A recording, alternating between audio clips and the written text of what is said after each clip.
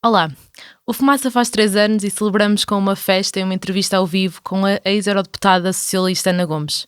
Vamos falar sobre transparência e democracia na Europa. Haverá tempo para perguntas e, no final, comida e bebida e um serão de convívio e música. É já no sábado, dia 3 de agosto, às 18 horas, no Centro de Inovação da Moraria, em Lisboa. Haverá lugares limitados, por isso, podendo, inscreve-te. Também pedimos uma pequena contribuição para suportar as custas deste evento.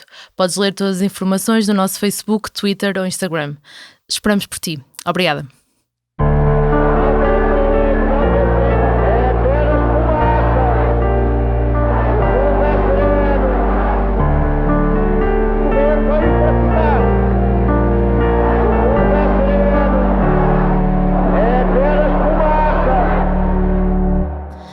Olá, seja toda a gente bem-vinda ao É Apenas Fumaça, um programa Fumaça onde se fala sobre a sociedade com quem quer falar sobre ela. Eu sou a Margarida David Cardoso. Hoje temos como convidado António Emílio Leite Couto, que em criança decidiu chamar-se Mia Couto. Nasceu há 64 anos na Beira, em Moçambique, é biólogo, foi professor de ecologia e escritor, foi jornalista e tornou-se o autor moçambicano mais traduzido. As suas obras estão editadas em mais de 30 países e é um dos autores estrangeiros mais vendidos em Portugal. Publicou o primeiro livro, Raiz de Orvalho, uma coletânea de poemas, em 1983 e 9 anos depois saiu o seu primeiro romance, Terra Sonâmbula. Em 2013 recebeu o Prémio Camões, a mais importante distinção de literatura em português, reconhecendo o conjunto da sua obra. Escreveu 3 dezenas de livros entre poesia, romances, crónicas e literatura infantil e criou para o primeiro grupo de teatro profissional de Moçambique e mais tarde voltou aos guiões com José Eduardo Agualusa. Também participou na composição do Hino Nacional de Moçambique e na sua vida paraliterária é diretor de uma empresa de avaliações de impacto ambiental. Bem-vindo. Olá, muito obrigado por me terem convidado. Vou-lhe ler uma citação. Estou a escrever, disse ele ao sentir-me perto. A escrever? Não é só você que escreve. E o que tanto escreve, pai? São os nomes de todos os que morreram na guerra. Olhei o chão e vi que a terra por ele revolvida se estendia para além do horizonte. Contudo, mesmo sobre o intenso olhar, os rabiscos na areia eram ilegíveis. E quem vai ler tudo isto? Deus. Agora entendo. Aprendi a escrever para melhor relatar o que vivi e nesse relato vou contando as histórias dos que não têm escrita. Faço como o meu pai, na poeira e na cinza escrevo os nomes dos que morreram para que voltem a nascer das pegadas que deixamos. Li um excerto do diálogo de Imani, a personagem principal, a narradora das trilogias das Areias do Imperador, que a Imani tem com o seu pai, e depois uma passagem final do livro que publicou em 2015, que As Mulheres de Cinza é o primeiro desta trilogia. Sim. Como a Imani também escreve para perceber a sua própria história? Sim, absolutamente. Eu acho que eu desenvolvi ao longo do meu percurso, da minha vida, um gosto enorme por não saber, pela ignorância, né? No sentido em que só a ignorância me permite ter esse desejo de procurar, de querer saber. E quando parto para um livro, no início eu não sei nada da história, sei alguma coisa só dos personagens que são quem me vai conduzir pela mão à busca desse sentido, dessa história que no fundo é a busca daquilo que eu próprio desconheço de mim, né? E portanto acho que esse não saber é alguma coisa que eu, mesmo quando fui professor, é suposto que um professor transmite saber, e eu queria transmitir exatamente esse desejo de ficar perdido, de voltar a um ponto zero, não é? Um ponto em que nos sabemos pequenos e insuficientes para iniciar esse desejo dessa busca, não?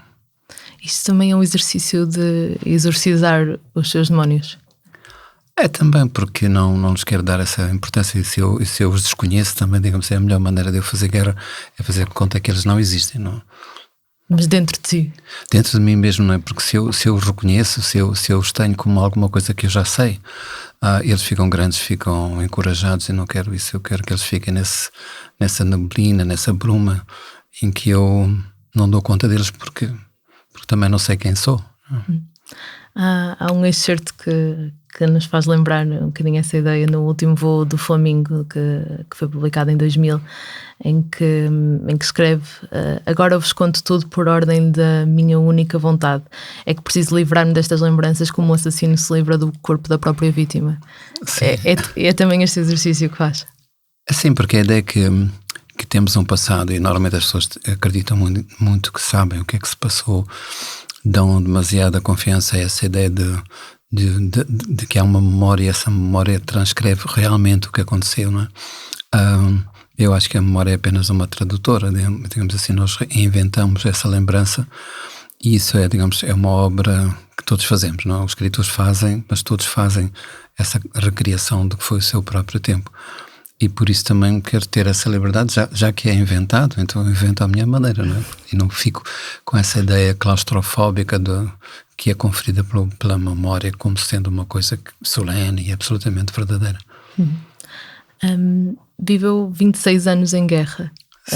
Os 11 da Guerra pela Independência de Moçambique, entre setembro de 1964 e junho de 75, e os 15 em que durou a Guerra Civil, entre maio de 77 e outubro de 92. Qual é a sua primeira memória da guerra? É uma memória... Agora, voltando à questão de que as memórias são sempre inventadas, eu acho que é qualquer coisa muito ténue, porque eu vivia numa cidade que era uma cidade colonial na altura, e por volta de meados da década de 60 havia uma ideia forte que a guerra era uma coisa que estava longe, que existia em Moçambique, mas estava longe, estava no norte, era como se aquilo fosse um outro território irreal, né? E de repente a cidade foi abalada por ataques que foram feitos nas imediações, não é? E a cidade enlouqueceu, porque era a única maneira de lidar com aquilo, era a loucura, não é? Portanto, eu lembro-me de ter esses sinais da guerra colonial. Nós não chamamos nunca guerra colonial, lá nós chamamos a guerra da libertação, mas dessa guerra que surgia por via de histórias, coisas mais ou menos delirantes, que eram realmente muito literárias, não é? Esse foi os primeiros sinais da guerra, foram esses. Mas foi uma coisa também muito presente ao longo da sua vida, quer dizer, estes 26 anos é metade da sua vida. Mas eu devo confessar que quando chegamos à data da independência, portanto essa outra guerra, a guerra colonial, chamemos assim, a guerra de libertação, chamemos de outra maneira, ela deixou em mim marcos que não eram traumatizantes, digamos assim. Eu sabia que essa guerra foi muito dura, que morreu muita gente, mas era tudo muito longínquo ainda. E havia ali uma épica, havia ali uma ideia de que essa guerra pelo menos foi necessária historicamente para romper com aquela situação. Depois a Guerra Civil foi mais cruel, até porque ela não tinha esse mesmo sentido, não tinha nada de épico, era uma guerra absolutamente absurda, não é? E muito mais cruel, porque era uma guerra terrorista, era uma guerra em que o terror era realmente o próprio alimento dessa violência, não é? E isso sim, aí já tenho marcas de sei o que é uma guerra a partir de dentro de um convívio muito mais íntimo, muito mais doloroso, não é? E também nessa altura se torna militante da FRELIMO, da Frente de Libertação de Moçambique. Porquê é que se tornou militante?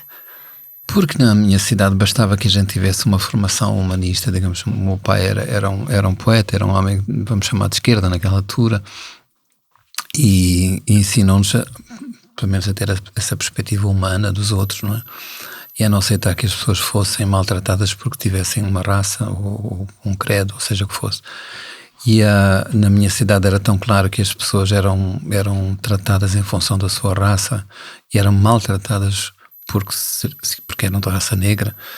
Aqui não me foi nada difícil, eu não tive que pensar, não tive que escolher, surgiu em mim que eu só podia fazer isso, não é? Só podia ser um adolescente, porque na altura eu tinha 16, 17 anos quando comecei a pensar em termos políticos o meu mundo, e aí não foi como se fosse uma consequência natural dessa consciência que eu fui ganhando, não é? Como é que foi esse processo de militância e de se juntar, o processo inicial de se juntar à FRELIMO? Portanto, eu saí da Beira, já tinha alguma ligação, mas não orgânica, não formal, não estrutural. Depois, quando fui para Lourenço Marques, na altura, era atual Maputo 2. Por volta de 72. 72, fui cursar medicina, fazer o curso de medicina, mas eu já sabia que não ia fazer medicina, aquilo era uma mentira. E, portanto, eu estava disposto a me oferecer, digamos assim, a me tornar disponível para essa luta. E lembro-me de uma cena, que conto muitas vezes isso, mas é uma cena que eu acho que é bonita, porque, bom, era um tempo da clandestinidade, ainda não se podia fazer isso de maneira aberta, mas eu fui para uma periferia da cidade à noite, onde havia uma sessão em que essas pessoas, jovens que queriam ser candidatos a serem membros formalmente membros da Frelimo, se candidatavam, e eu fui, e era uma coisa realmente muito concorria tudo no escuro, né? E quando fui, eu era o único jovem, era a única pessoa branca, raça branca. E nessa sessão eu percebi que as pessoas que avançavam para uma mesa junto a um júri, que é uma espécie de um comitê de avaliação, e contavam a sua história. E era bonito porque eu pensei, bom, as histórias de facto têm este valor não só de testemunha, mas um valor simbólico também. E todos aqueles que me precederam tinham histórias de sofrimento real, de coisas que tinham realmente passado na vida muito duras. Eu não tinha nada. Eu era um privilegiado, eu era filho de gente que vivia relativamente bem, não é? E pensei que tinha que inventar um passado qualquer de sofrimento, porque aquilo chamava-se mesmo a narração do sofrimento, como se o sofrimento conferisse esse passaporte, essa identidade. E é uma ideia também muito cristã, não é? Muito cristã. De associar o sofrimento a um determinado valor. Exatamente, é isso. O sofrimento era o passaporte, digamos. E eu não tinha esse sofrimento. Eu pensei que ia dizer uma coisa muito bonita, não? Quando chegasse a minha vez, ia dizer que eu sofri porque via sofrer os outros, também é uma coisa cristã. Mas não ocorreu nada, então de facto foi muito bonito, porque quem estava a chefiar a sessão disse: mas você não é o poeta jovem que publica uns versos aqui no jornal? Eu disse sim. Ele disse: então nós queremos a poesia, pode entrar. E isso foi a primeira vez que eu pensei: bom, a poesia vale a pena, não é? E também, sendo branco, não podia ser guerrilheiro. Sim, esse era um preceito que não se dizia, mas era assim, okay. Sim. Mas não era uma coisa... Não era assumido. Não era assumido. Era um compromisso, porque dentro da Frelimo havia linhas diversas. Havia uma linha mais de identidade racial, que diziam que os brancos podem pertencer à luta, mas não podemos ter tanta confiança assim, de maneira que lhes possamos entregar uma arma. E portanto ficávamos na luta política. Eu tinha aquele sonho, vivia muito em função do que vinha de Cuba, por exemplo, né? Os guerrilheiros cubanos, o Che Guevara, etc. Eu pensava que eu tinha que ter uma farda. Ainda bem que nunca tive nada disso. Aliás, não fiz grande coisa, porque fiquei só na cidade e aquilo já era no fim. Provavelmente estamos no princípio de março de 74 e depois houve o 25 de Abril aqui, portanto eu não tive grande glória nessa luta. Mas depois o jornalismo torna-se a sua arma. Sim, eu nessa altura já era jornalista, porque me disseram que eu devia, portanto a minha missão, em vez de ir combater na frente armada, não, eu teria que ficar na cidade e infiltrar o termo era um termo para mim épico, infiltrar um órgão de informação que era dominado pela lógica colonial, não é? E pronto, e fiz isso e pediram para eu interromper o estudo. A própria Frente de Libertação pediam que eu suspendesse os meus estudos universitários e portanto era para ser 1 ano, fiquei 12 anos, mas adorei a experiência do jornalismo. Foi para mim uma coisa que eu acho que nunca deixarei de ser, é ter esse espírito que o jornalismo pede, de curiosidade, de interrogação, de questionamento. Começou como repórter em 74, teria 19 anos. Sim. Num jornal chamado A Tribuna, e depois foi para a Agência de Informação de Moçambique. Foi também a guerra, pode-se dizer que foi a guerra que o tornou jornalista? Foi a guerra, no sentido em que a guerra realmente é uma parteira, no sentido de nos colocar perante situações que são situações que nunca viveríamos se não fosse essa violência extrema, não é? Portanto, eu acho que fiz essa viagem, não que eu faça aqui a defesa da guerra, a guerra não é precisa, pelo contrário, ela é completamente dispensável sempre, mas por um lado eu acho que a guerra condensou esse tipo de experiências que eu demoraria muito a chegar, a obter, não é? E sobretudo a guerra produz esse efeito de desumanização, mas por um outro lado, até como resposta, nós temos um forte sentido de rehumanizarmos, e isso foi para mim uma grande escola, não é? Como é que se escreve sobre isto? Como é que se é jornalista A gente não escreve sobre, a gente escreve contra isso, não é? Digamos, aprendemos a perceber que o que interessa, por exemplo, é o pequeno detalhe de como é que as pessoas se juntaram, se tornaram solidárias para responder a uma violência na sua aldeia, no seu bairro, dentro de si mesmo, não é? Acho que esse é o que me interessava naquela altura, era procurar a história individual de cada um para que se percebesse que essa semente estava lá, que não tinha sido morta pela guerra, não? Essa semente de humanidade, esse sentimento de solidariedade não foi morta. Ao contrário, havia situações que na guerra me pareciam extraordinárias. Por exemplo, as pessoas, eu próprio vivíamos na cidade, era uma cidade sitiada, cercada, e não tínhamos comida, não é? Era preciso todos os dias saímos de manhã à procura de comida. E a maneira como as pessoas se respondiam de forma solidária, ajudando-se, distribuindo comida que chegava para uns e era partilhada por outros, isso era uma coisa extraordinária. E, em 85, abandona as redações. As histórias que tinha para contar, aquilo que tinha para dizer, já não cabia no jornalismo, era preciso outro meio. E é por isso que vai para a literatura. Foi uma mistura de várias coisas. Por um lado, eu acho que também a minha, digamos assim, a minha dedicação política a um projeto que eu imaginei que seria de uma maneira, percebi nessa altura que esse projeto estava a sofrer algum desvio e eu já não me identificava a ponto de eu, digamos, me entregar completamente como eu tinha entregue no princípio. E depois, por outro lado, também acho que o jornalismo era uma escola mas que eu precisava de matar o mestre, digamos assim, precisava de sair dali, precisava de pensar numa outra maneira, não é? E ter tempo, sobretudo, porque quando ia numa reportagem, que era o que eu mais gostava de fazer, era o trabalho de reportagem, e me apaixonava por uma situação, por uma pequena aldeia, por alguma coisa, por personagens, eu não tinha tempo para depois telefonar para a redação, olha, estou aqui, vou ficar mais uns dias, o jornalismo não se compadece. Mas já na altura não havia, sentia que não havia tempo? Sim, porque já na altura a redação tinha que fazer contas, a administração do jornal tinha que autorizar que eu ficasse por lá, etc. E eu não... Sobretudo também havia uma coisa que é suposto naquele jornalismo que eu fazia,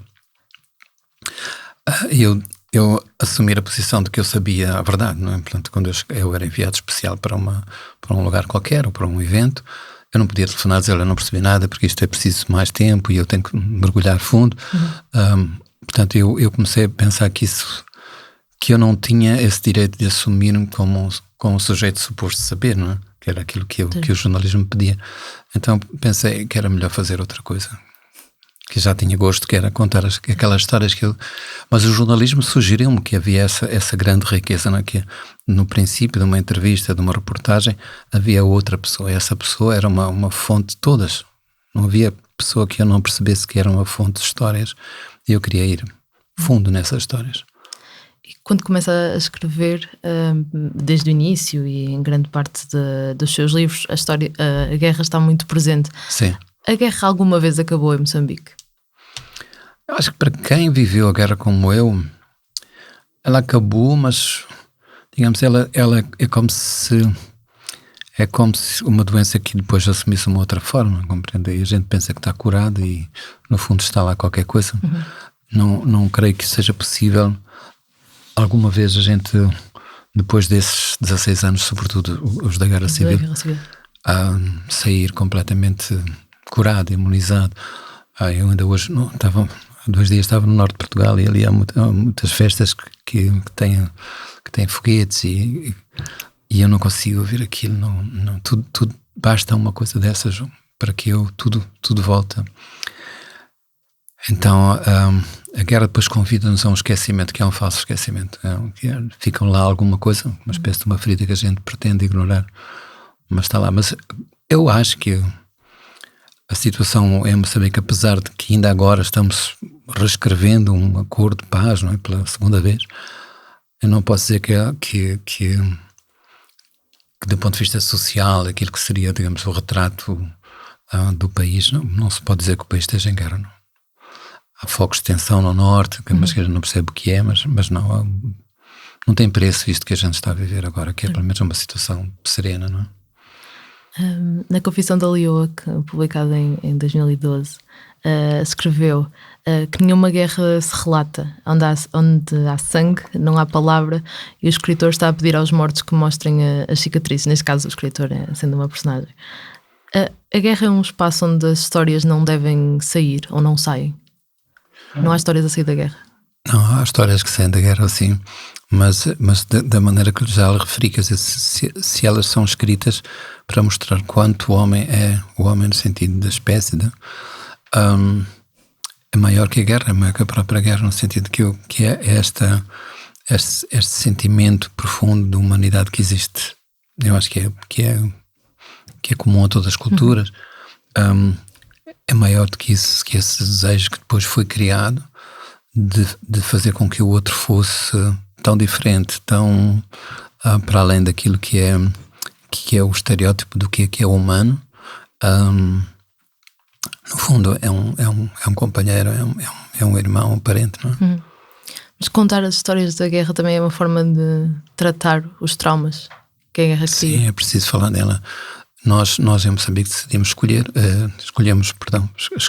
esquecer. O esquecimento foi uma espécie de um pacto. Mas no sentido em que não se fala sobre isso? Não se fala. A Margarida, se for a Moçambique hoje, ninguém fala da guerra. É como se nunca tivesse existido. Aliás, logo a seguir, quando em 92 se fez o Acordo de Paz, ninguém queria falar nisso. E então há uma história de um país que se faz, sobretudo, pelo esquecimento coletivo. A maneira como esquecemos juntos o que é que já fomos constrói muito daquilo que nós somos hoje, não é? Então esquecemos da escravatura, esquecemos do tempo colonial, esquecemos da guerra civil, e isso não vale a pena remar contra isso, porque, digamos, há ali consensos que são obtidos não por via política, não, mas por uma espécie de um entendimento silencioso, não, que as pessoas têm, não querem acordar aqueles fantasmas. Mas isso não resolve, não é? Profundamente. Mas acha que as pessoas viveram a guerra da mesma forma? Ou seja, viram as mesmas razões para a guerra existir? Ou seja, combatiam aquela guerra pelas mesmas razões? Se entendiam a guerra da mesma forma? Neste caso, a guerra civil, sendo mais... Não, a guerra civil é uma coisa que tem que ser colocada no contexto histórico. A guerra civil nasceu realmente fora de Moçambique com uma tentativa de agressão militar, política e militar, desses regimes que sobreviviam na África do Sul, que era o regime do Apartheid, e o regime rhodesiano, naquilo que depois veio a ser o Zimbábue. Portanto, eram regimes de minoria branca que estavam completamente assustados com o nascimento de um país vizinho de poder negro, não é? e de poder socialista. As duas coisas eram inconcebíveis para eles, não é? E, portanto, eles organizaram essa agressão. Portanto, começou por ser uma guerra de agressão externa, mas depois, porque havia tensões internas, Moçambique, elas alimentaram essa guerra para um ponto que não era imaginável no início, não? Mas as pessoas viam a guerra do mesmo lado, ou seja, tinham as mesmas razões para a combater. Quem foi ouvindo as histórias ao longo dos anos, não necessariamente quem estava na linha da frente, mas... As pessoas estavam com medo, Margarida. Eu acho que as pessoas...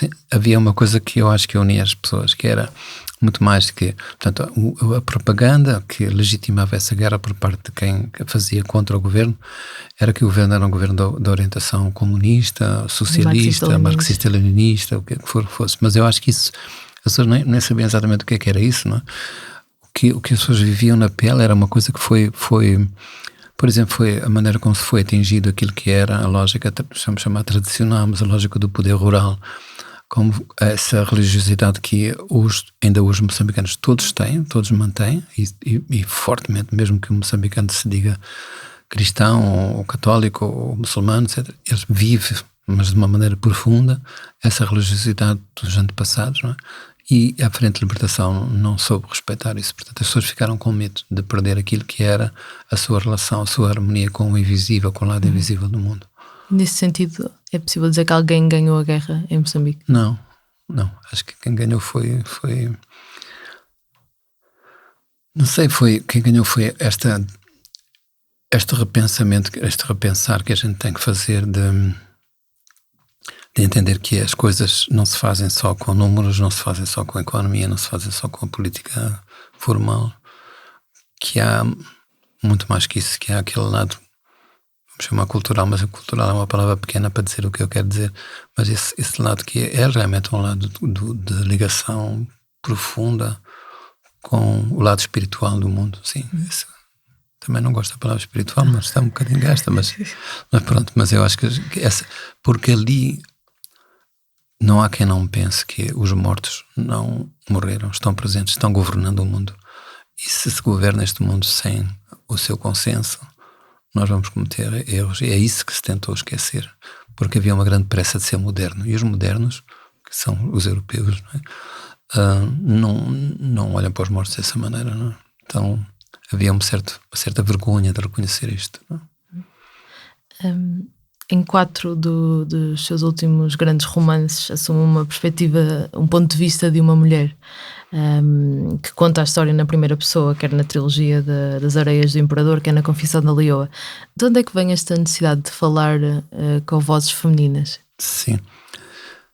Não sei, eu tinha pensado sempre numa resposta que era uma resposta mais ou menos, talvez fosse simpática, de dizer que eu fui à busca dessas vozes femininas porque elas nasceram, sobretudo porque a minha mãe, eu venho de uma família, éramos família muito nuclear, éramos só nós, o pai, mãe e 3 filhos, e não tínhamos, digamos, eu não nasci com avós, nunca conheci um avô, uma avó, tios e primos estavam aqui, estavam do outro lado do mundo. Então, digamos, a minha mãe era uma pessoa de uma personalidade, um caráter fortíssimo, não é? E ela contava histórias, e essas histórias criaram a nossa capacidade de imaginar o mundo. Então eu vou ali quando eu quero, digamos, reencontrar aquilo que é o meu lado feminino, as vozes femininas que me compõem, eu vou ali. Elas estão presentes, estão vivas e são, digamos, eternas.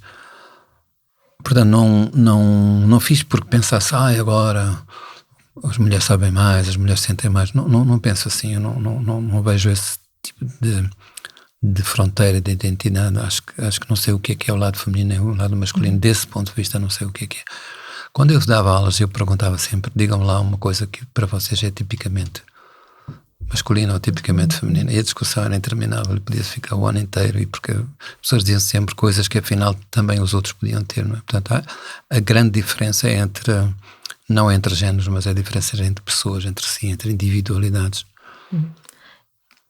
O exercício de escrever na perspectiva de uma mulher é comparável ao exercício de escrever também noutras personagens ou noutras pessoas tão distantes de si. Imaginar, por exemplo, um general de um exército português branco ou um negro escravizado. Não, acho que não. Não, eu acho que o exercício aqui é, para mim, porque cada escritor, cada pessoa, né? Não é só isso, não é uma coisa dos escritores, é uma coisa das pessoas todas.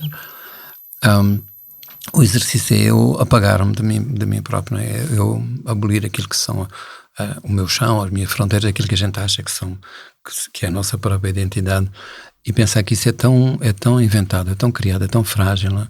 Que vale a pena nós fazermos esse mergulho, essa viagem, e estão lá todos, dentro da Margarida estão todos, estão os chineses, estão os novos e os brancos, e os velhos e os negros, estão todos lá. Se você for capaz de ir ao fundo e tirar aquilo que é a sua própria, que é o resultado da sua própria busca, da sua própria voz, toda a gente diz, agora nesta trilogia, vieram 3 jovens ter comigo e disseram, nós somos Shop é uma etnia onde se passa essa história. E diz, o meu avô e a minha avó dizem, você, aquele fulano é branco, mas deve ser Shop. Obviamente eu não sou Shop, estou muito longe disso, não é? Mas quando me perguntaram, mas como é que você foi capaz de fazer isto? Eu acho que se é capaz de fazer isto quando somos capazes de deixarmos sermos nós próprios, estamos disponíveis a sermos outros. E portanto, quando eu ia lá à região dos Shops e escutava aquelas histórias, eu escutava como se fossem minhas, como se fosse um regresso ou qualquer coisa, não? Mas questiona-se quando está neste processo de escrever na voz do outro? Questiono-me, claro, mas como questiono a mim próprio sempre, não é? Eu acho que não há voz do outro. Acho que o que faz que alguém seja escritor é exatamente porque ele percebe que esse outro é ele próprio sempre, não? Então custa muito esta coisa agora é o lugar da fala, essa discussão, que eu acho que é uma discussão sem grande sentido, sinceramente. Acho que nas artes há um lugar de fala, na literatura, mas não só nas artes como no resto, não é? Porque não acho que é um privilégio de quem está do lado da arte, mas seria, digamos, O absurdo disso seria que só seria legítimo eu falar sobre mim próprio, não é? E mesmo assim com dúvidas, porque eu não sei quem eu sou, não é? Então eu acho que essa é uma discussão feita para nos distrair, que não tem, Que não é produtiva, condiciona. não produz nada, não é? Não produz nada, produz divisão. Acho que isso é um jogo daquela busca de miragem, da identidade, que hoje está muito na moda. Eu preciso saber quem eu sou, mas isso depois acaba por ser uma prisão acaba por ser a negação daquilo que a própria arte procura, que é buscar aquilo que somos. Não Todos. condiciona esta busca da identidade quando está a escrever a ideia de corresponder a uma ideia que tem de si ou que outros têm de si? Não, eu acho que, por exemplo, de ontem ali qualquer coisa que era um estudo sobre Guimarães Rosa, em que dizia, no tempo, alguém brincava, né? No tempo em que os animais falavam, mas o que o Guimarães queria fazer era no tempo em que tudo falava. E o rio, e a pedra, e a montanha falavam também. A gente pode pensar, mas isso se tem só um valor poético, não tem valor prático nenhum, não é? Mas eu acho que não, acho que para mim me ajuda quando eu escrevo sobre o rio, sobre a pedra, sobre a paisagem. Eu tenho que saber escutar, eu tenho que saber que ali há uma voz, não é? É isso que me interessa, porque de resto, por exemplo, tentar fazer esta tradução do que é a literatura moçambicana, aquilo que são as culturas de Moçambique, só me interessam na medida em que essas culturas vão para além dessa identidade em que os humanos estão separados de uma maneira muito clara daquilo que não são os não humanos. E ali não, aquela é uma coisa fantástica, porque não existe essa fronteira. Eu posso de noite transformar-me numa árvore e ninguém acha isto extraordinário. Os meus livros, quando são lidos em Moçambique, não são lidos como realismo mágico. Exato. Qualquer pessoa acha que é natural que eu tenha sido, sei lá, um leão ou uma árvore durante a noite, não é? Mas é uma questão que é muitas vezes colocada, se tem esta inspiração no realismo mágico de Guimarães Rosa ou sim, de mas foi importante ler esses autores, claro. muito importante. Os primeiros até foram os outros latino-americanos, porque a gente sempre diz que os brasileiros parece que não são latino-americanos. Mas foi muito importante ler-os e, sobretudo, porque eles conferiram uma autorização. Houve ali uma luz verde que disse, olha, isto é possível, está autorizado e é literatura, não? Vamos passar um excerto de uma entrevista de 2016 a Paulina Tiziani, a escritora moçambicana, que foi a primeira mulher a publicar um romance em Moçambique, A Balada do Amor ao Vento, em 1990. Falando da situação do meu país, as mulheres participaram na luta armada, participaram nos movimentos pela independência, etc. Depois da independência, essas mulheres não foram recordadas. Por quê? Porque não assinaram documento nenhum com o seu nome que prova que elas estiveram presentes. Entretanto, fizeram talvez a parte mais pesada da luta armada. E então, nós temos agora um país que foi sonhado e foi escrito pela mão dos homens que dominavam mais a escrita do que as mulheres. Então, para mim, escrever é essencial. Acha que a literatura pode emendar uma certa história escrita numa perspectiva masculina? Sim, isto que a Paulina diz é absolutamente verdade. Eu acho que ela própria sofreu na carne, porque ela foi uma das primeiras autoras a escreverem, a publicarem, e mais do que isso, ela não se reconhecia que uma mulher pudesse contar histórias, número um, e contasse aquelas histórias, que eram histórias sobre a intimidade, sobre a sexualidade, sobre esse mundo do que não se fala. Então acho que ela é uma pessoa absolutamente notável, é uma figura que tem que ser reconhecida em Moçambique. E o que ela está a dizer é verdade, porque a luta de libertação nacional pressupunha também que houvesse também a emancipação da mulher. Isso era cantado, era proclamado, mas o próprio hino da mulher moçambicana, que era o hino que, digamos, simbolizava essa grande bandeira da liberdade das mulheres, guardava esse espaço e perguntava quem é que organiza o movimento, e a mulher era vista como alguém que apoia, não faz, apoia a luta de libertação, digamos. E isso era já a marca uma sociedade que é realmente muito marcada pelo machismo, pelo lugar do homem absolutamente dominante, a mulher invisível, a mulher que existe só para confirmar o poder do homem. Não? A Paulina deixa de escrever precisamente por sentir que há uma série de amarras na literatura que ela já não consegue ou já não quer lutar contra, mas vê pessoas em Moçambique tentarem reescrever a história ou contar outras histórias. Não, há muitas mulheres agora escrevendo e aparecendo na poesia, na prosa. Acho que ela não é que a Paulina não foi absolutamente pioneira, mas foi pioneira no pós-independência, mas antes tinha havido vozes femininas que reivindicavam o seu espaço, não? Acho que isso é um processo que agora é reversível. E ler um certo da Confissão da Leoa, que dizia precisamente a ideia que dizia há bocado, é uma passagem da Naftalina, uma das personagens, que diz para o marido: fingem que estão preocupados com os leões que nos tiram a vida, eu como mulher pergunto, mas que vida há ainda para nos tirar?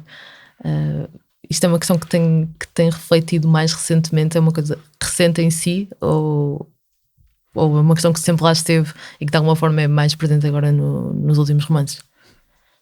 Eu acho que sempre esteve, não sei não, sempre esteve presente. Eu sempre tive vontade de que essa, assim, eu sempre verifiquei que na minha própria história pessoal, da minha família, o meu pai era a pessoa reconhecida. Ele era poeta, tinha uma certa notoriedade pública, publicou 6 livros de poesia, etc. Mas realmente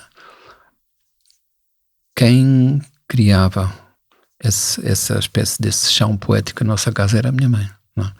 Absolutamente, ela comandava esse lado de repensar e de recriar a nossa própria vida, de criar personagens, porque ela percebeu de maneira muito, muito, digamos, fina, que os filhos precisavam ter essa ligação com um passado que não tinham, não é? Ou que tinham, mas que não sabiam obter a visibilidade. Então ela fazia teatro, transformava-se em avô, em avó, na terra, nos cantos, etc. Nós conhecíamos Portugal por via dessa teatralidade que ela introduzia na nossa casa. Então eu acho que, para mim e para os meus irmãos, era claro que havia ali uma grande injustiça, porque o meu pai colocava em papel uma poesia que já estava por ela feita, não é? Então acho que isso me deu um sentido que era preciso resgatar esse lado mais visível. E é um certo sentido de reparação ou de repor a justiça. Sim. Sem que fosse com uma batalha política, mas porque também era mais verdade que a coisa surgisse assim a mim. Mbate Pedro, que é um escritor e editor moçambicano, fundador da editora Cavalo do Mar, disse numa entrevista ao Jornal Tornado em 2018 que, estou a citar, a Coca-Cola é uma mercadoria que chega ao distrito mais recôndito dos nossos países, mas um livro, tal como os preservativos e medicamentos, dificilmente ou nunca chegam lá. Eu acho que isto é o que a lusofonia ainda tem que resolver. Quais são as consequências? Como é que vê um país que tem uma produção e uma edição literária tão escassa como é Moçambique? Quais são as consequências disto? Bom, isso já é uma consequência de alguma coisa, não é? Que é a miséria que aquele país vive. Digamos, é preciso perceber que aquele é um dos países mais pobres do mundo, apesar de se pensar que hoje já se começa um caminho novo, que eu não acredito que seja tão rápido assim, mas não sei, há muita coisa para dizer. Não sei se a Margarida me está a perguntar exatamente aquilo que eu vou dizer, mas eu noto que há uma coisa que Moçambique tem, que deve guardar, que é uma coisa, é um analfabetismo que não pode continuar, e essa é uma luta que é feita um pouco em falso, porque agora as campanhas de alfabetização, a escolarização que está a ser feita é de tão má qualidade que eu acho que as pessoas se mantêm semi-analfabetas a vida inteira, mesmo que depois de terem tirado um curso superior. Mas o que me dá mais medo é que essa escolarização, essa ideia de que se vamos escolher gente preparada, academicamente preparada, seja uma ideia falsa, no sentido de que os programas escolares, tudo aquilo que é veiculado por via formal do livro e dos compêndios escolares, dê às pessoas armas e ferramentas que não servem para nada, que servem para uma coisa que já foi desatualizada. Nós temos Não, em vez de criarmos a nossa própria lógica, o nosso próprio programa, a agenda, estamos a ir atrás daquilo que os outros já fizeram. Portanto, e eu acho que isso é um louco, é um equívoco. Portanto, agora, o que é que me parece que é importante fazer? É fazer livros, sim, mas fazer livros, se calhar, de uma outra maneira, que sejam capazes de funcionar de modo a que esta oralidade, que é, digamos, é um grande moradia. Os moçambicanos moram na oralidade. Esse é o seu primeira pátria. Não seja confundida com o analfabetismo, porque as pessoas, ao deitarem fora uma coisa, não podem deitar fora o resto. As pessoas pensam, a oralidade não é só a ausência da escrita, é uma maneira de pensar o mundo, é uma maneira de ter a sua própria concepção, que muitas vezes é comum àquilo que é hoje a concepção europeia dominante, mas também outras vezes tem divergências profundas que não devem ser. Os moçambicanos têm muita vergonha dessa diferença. Não? Mas de que diferença? Por exemplo, esta coisa que lhe estava a falar, de pensar que, por exemplo, os moçambicanos pensam em geral que ter alma não é uma coisa exclusiva dos homens, das pessoas. Os animais têm alma, não é? Mas isso não se diz. Se há um moçambicano falar consigo, ele pensa desta maneira, mas nunca diz isto, não é? Por exemplo, esta ideia de que o tempo tem uma maneira de pensar o tempo, outra maneira de pensar o tempo, em que o tempo não é alguma coisa que se tem essa sequência cronológica, é um tempo circular, é um tempo que pode ter, que é a sua pertença se for partilhado com alguém, não é? Por exemplo, esta ideia, a ideia de que a pobreza, por exemplo, você não tem uma palavra em nenhuma língua moçambicana que diga pobre, que diga isto. Futuro também, não é? Futuro também. Mas pobre é muito curioso porque diz-se, para se dizer pobre, diz-se órfão. Alguém usa essa palavra xisuana nas línguas do Sul. E quer dizer que a ideia de que alguém é pobre porque perdeu estes laços sociais, este lugar solidário que tem, tudo isso é uma coisa que eu acho que não podemos perder, não é? Vamos falar um bocadinho sobre a língua. Sim. O que está publicado em Moçambique é maioritariamente escrito na língua oficial, em português, que é também a língua materna da maioria das pessoas que o escrevem. Sim. Mas mais de metade da população moçambicana não fala, ou menos de metade da população moçambicana fala português. Estima-se que só 10% dos quase 28 milhões de moçambicanos tenha o português como a sua língua materna. Existem 48 outras línguas nativas. Conhece alguém que escreva em línguas moçambicanas?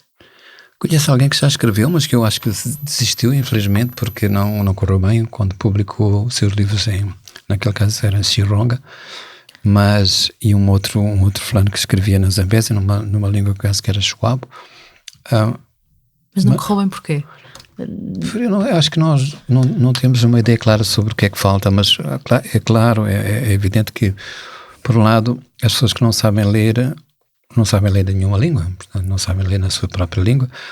Só agora é que estão a fazer ensaios que estão ainda numa fase muito preliminar de educar as pessoas primeiro na sua própria língua e depois na língua portuguesa, no caso de não ser a língua materna o português. Por outro lado também, portanto, não há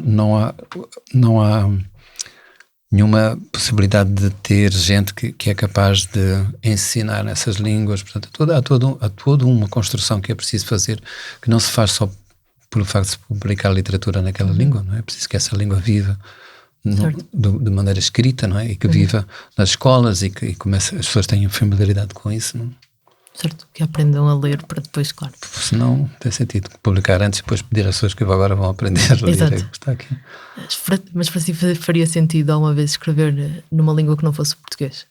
Não sei fazer isso, não sei. Mesmo que eu escreva em inglês relatórios, mas não sei escrever em mais nenhuma língua. A literatura, aquilo que sai dentro de mim só pode ser na minha própria língua. Claro. Sim. Fernando Ganhão, que é era um histórico militante da Frelimo, tem esta passagem num discurso no Seminário Nacional sobre o Ensino de Português realizado em Maputo em outubro de 79. Ele dizia: teria sido impensável que em 25 de junho de 1975 se tivesse escolhido uma das várias línguas moçambicanas para a língua nacional.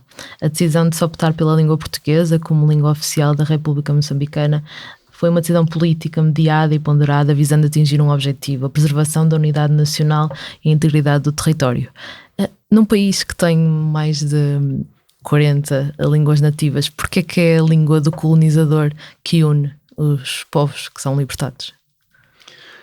Mas porque não, se calhar é porque não é a língua do colonizador tanto quanto a gente pensa, não é? Foi-se pedido empréstimo, foi-se assaltando essa língua no bom sentido, não é? E hoje acho que para uma grande parte dos moçambicanos, não são só aqueles que têm a língua portuguesa como língua materna, que são os tais 10%, mas para muitos deles essa língua é uma língua moçambicana. O português é uma língua moçambicana também. Então, eu acho que a ideia era, essa decisão não foi tomada logo à independência, antes da independência já estava sendo tomada pela Frente de Libertação, foi que a língua não é uma coisa que se herda, como se herda uma coisa, não é? Uma roupa, uma casa. A língua é uma entidade viva e, portanto, à medida que Moçambique ia se apropriando dessa língua para se fazer a si próprio como país, fazia dessa língua uma coisa moçambicana, digamos, uma entidade moçambicana. Mas acho que tem custos o facto de se ter usado a língua portuguesa? Tem porque isto é sempre um processo violento, é sempre um processo hegemónico, não é? Porque a imposição dessa língua fez esquecer as outras línguas, não é? Fez esquecer, portanto, só agora é que estamos a fazer os primeiros ensaios para ensinar numa outra língua. Mas as dificuldades, realmente, o custo disso, foi este que eu estava a lhe dizer, a maneira como os moçambicanos também, digamos, herdaram esta ideia de que as línguas nacionais, outras línguas nacionais de Moçambique, de origem africana, era uma coisa que se devia desvalorizar, não era capaz de dizer aquilo que nós queremos dizer.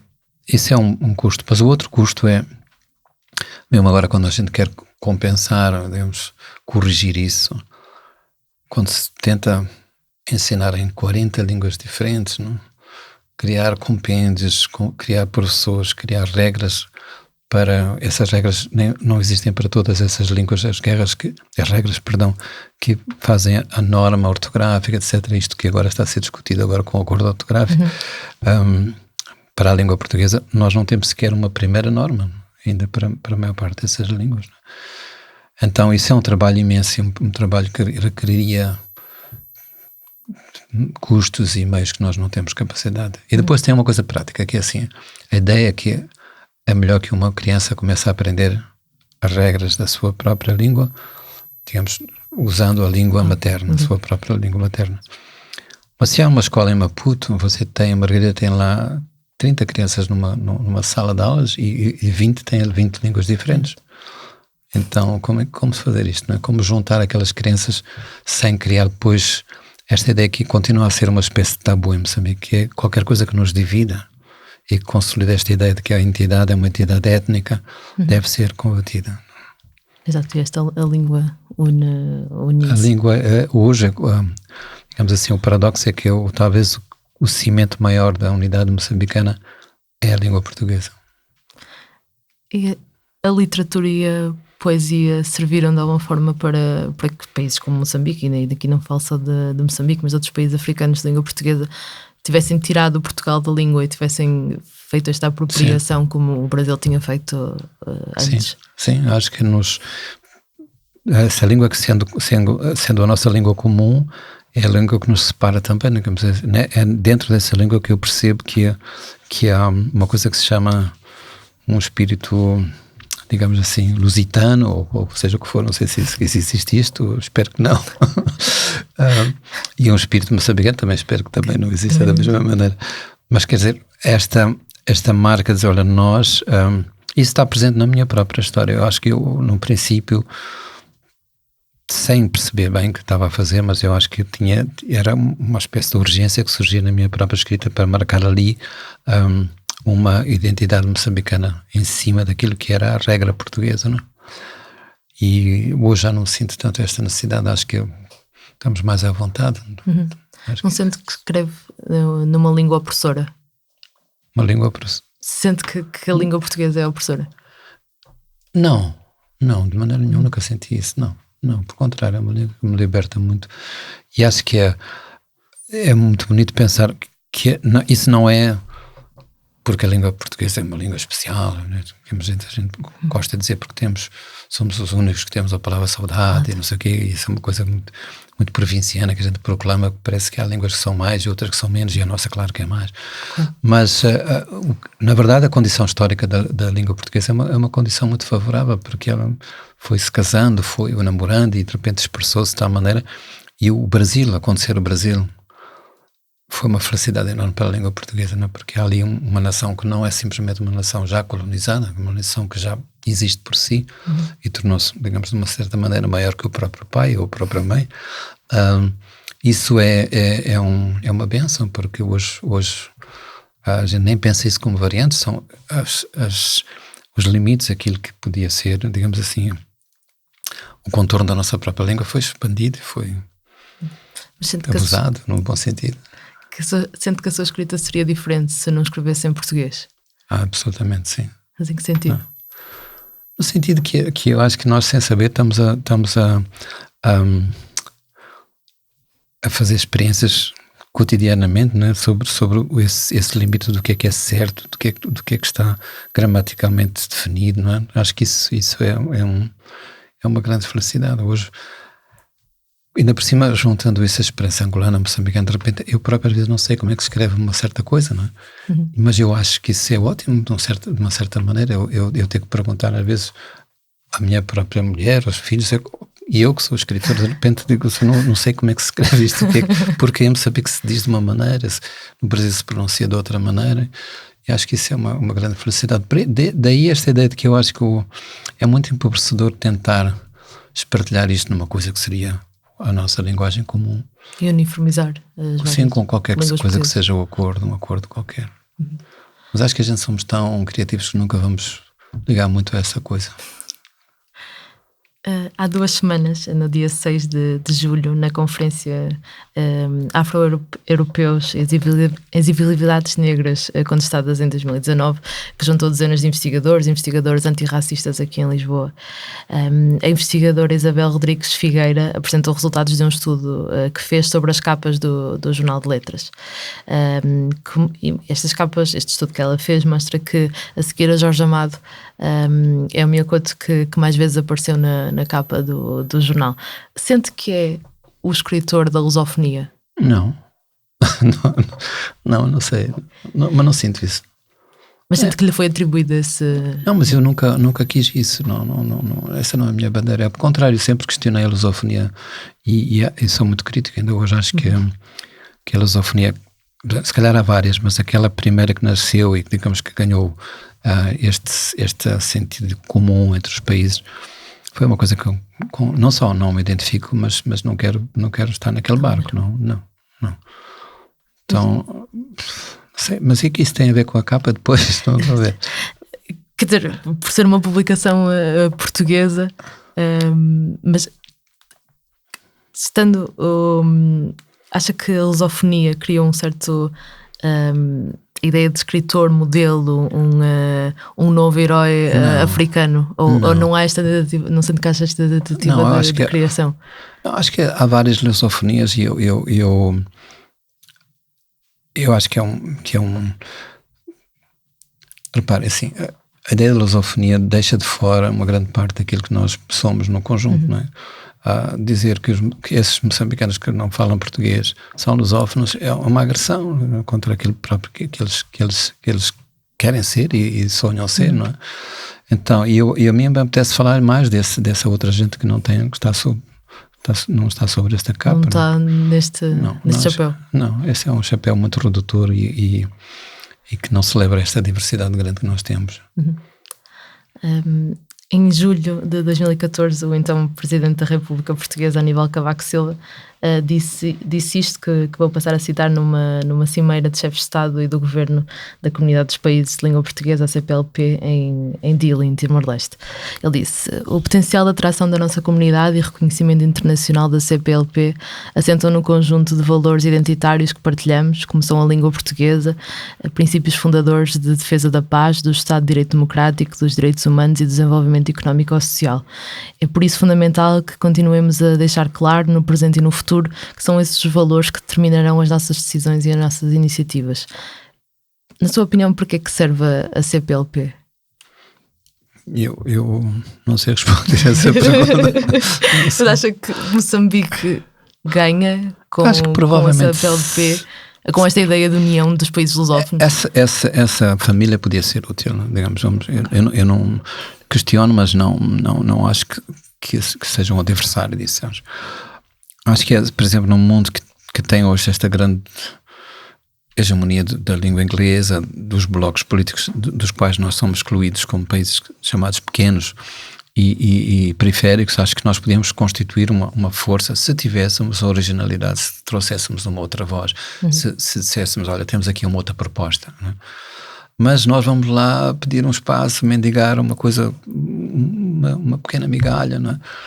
E assim não vale a pena ter nada, não é? É melhor não. Mas acha que a CPLP não tem, reconhece a utilidade da CPLP? Teria essa utilidade se a gente tivesse mas sendo neste modelo? Sim, trouxesse alguma coisa que fosse diversa, que fosse uma outra voz. Assim, nós não só falamos em português, mas falamos outra coisa, queremos dizer uma outra coisa para o mundo. Mas não, nós agora até já a Guiné Equatorial também já faz parte e enfim, é um...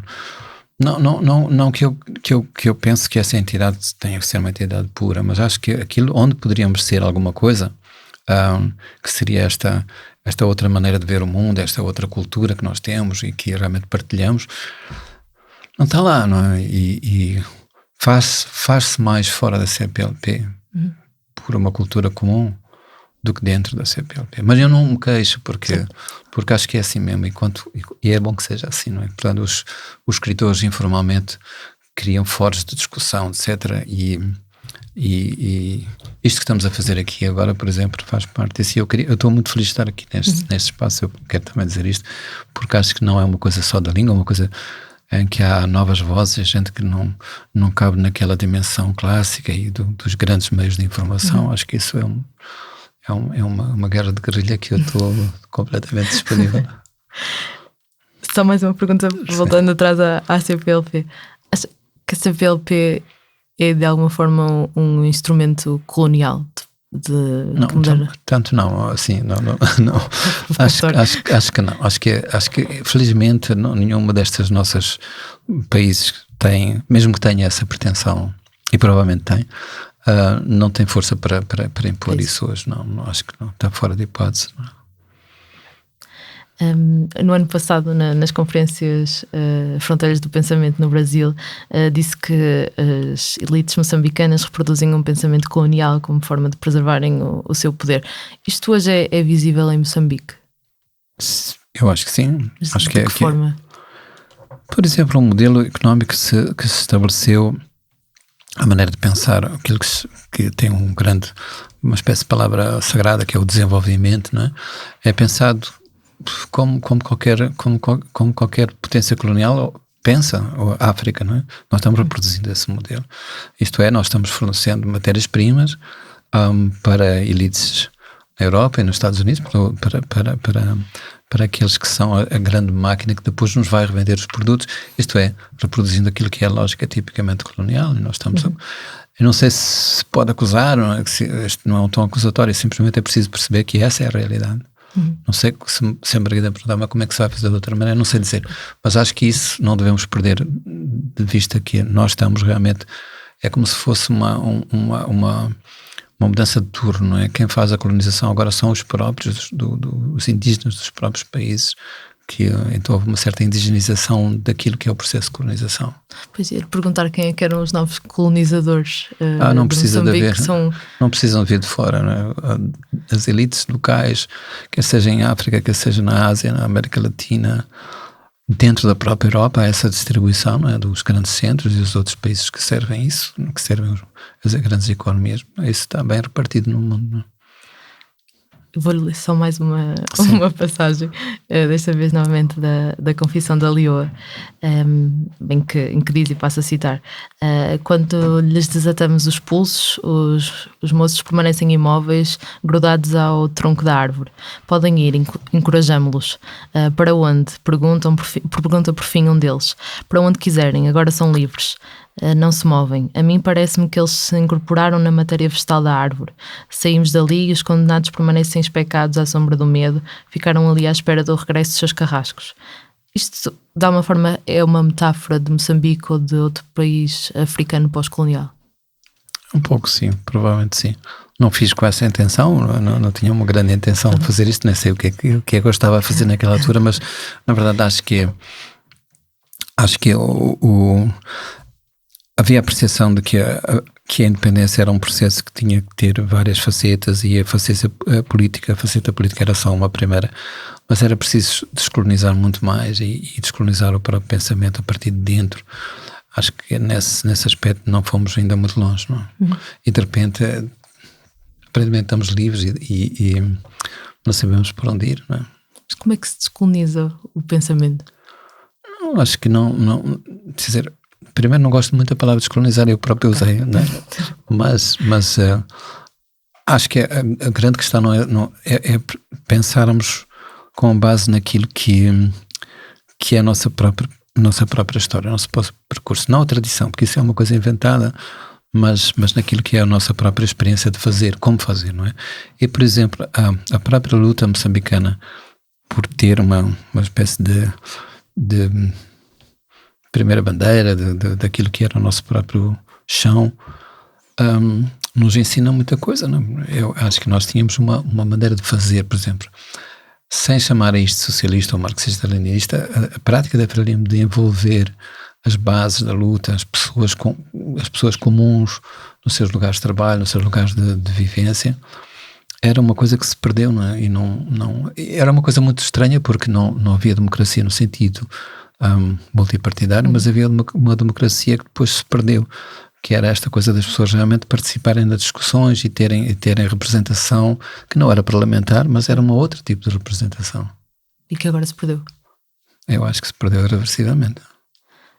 Última pergunta, é biólogo, professor de ecologia. Como é que vê o futuro de Moçambique e dos países que são ou vão ser afetados pelas alterações climáticas, embora tenham muito poucas responsabilidades na emissão de gases com efeito de estufa, que são os provocadores destas alterações que os afetam?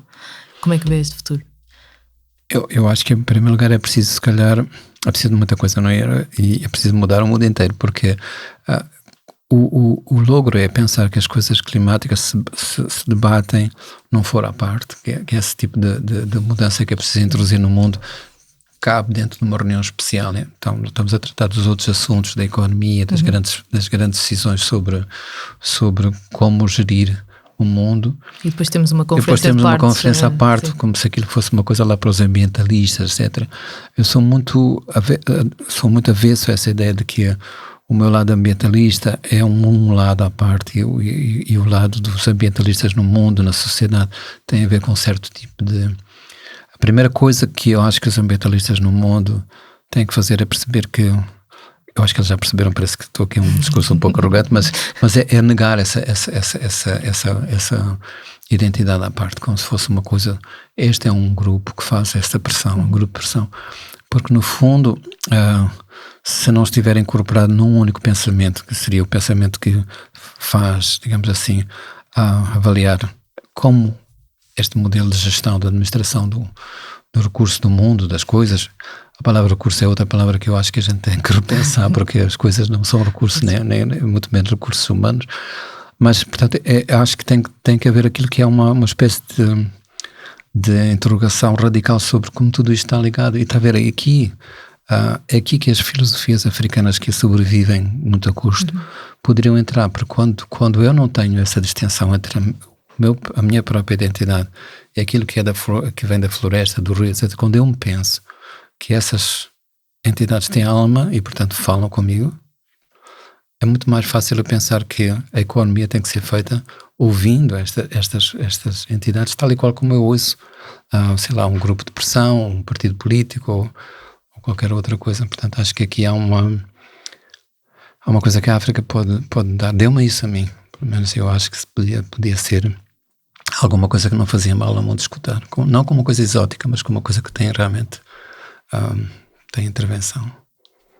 Esta foi mais uma entrevista do Apenas Fumaça, um programa Fumaça onde se fala sobre a sociedade com quem quer falar sobre ela. Obrigada, Mia Couto. Margarida, foi uma boa entrevista. Esta entrevista foi preparada por mim, Margarida David Cardoso, e pelo Bernardo Afonso, que fez também a edição de som. A Joana Batista fez a edição de vídeo. Fazem ainda parte da equipa Fumaça Ana Freitas, Frederico Raposo, Maria Almeida, Mota Fez, Pedro Miguel Santos, Ricardo Esteves Ribeiro, Sofia Rocha e Tomás Pinho. A música é dos Lutz Fever. Houve mais episódios em fumaca.pt, no YouTube, Spotify ou na tua aplicação de podcasts. Se quiseres ajudar a fazer com que o Fumaça seja financiado por quem nos ouve, vê e lê, vai a fumaca.pt/contribuir. Até já.